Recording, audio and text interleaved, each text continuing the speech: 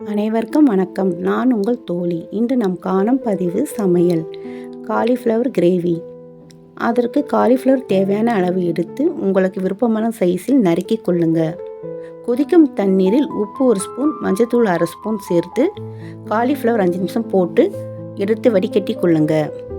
ஒரு கடாயில் 2 ஸ்பூன் எண்ணெய் விட்டு மஞ்சள்தூள் 1/2 ஸ்பூன், மிளகாய்த்தூள் 1 ஸ்பூன், உப்பு 1/2 ஸ்பூன் சேர்த்து ஸ்டவ் மீடியம் ஃப்ளேமில் வைங்க.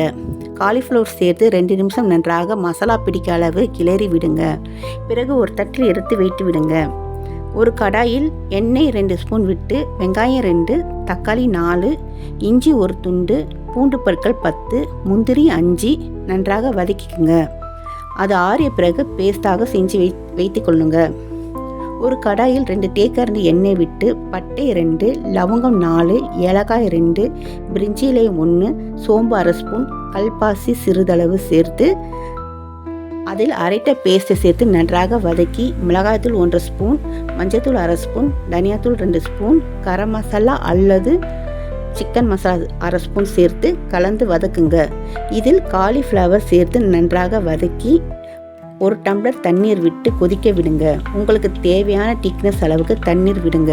உங்களுக்கு தேவையான திக்னஸ் வந்தவுடன் கஸ்தூரி மேத்தி அல்லது கொத்தமல்லி சேர்த்து இறக்கிடுங்க. இந்த கிரேவி தோசைக்கு, சப்பாத்திக்கு, பூரிக்கு மிகவும் சுவையாக இருக்கும். இது அனைவரும் விரும்பி சாப்பிடக்கூடியதாக இருக்கும். நன்றி.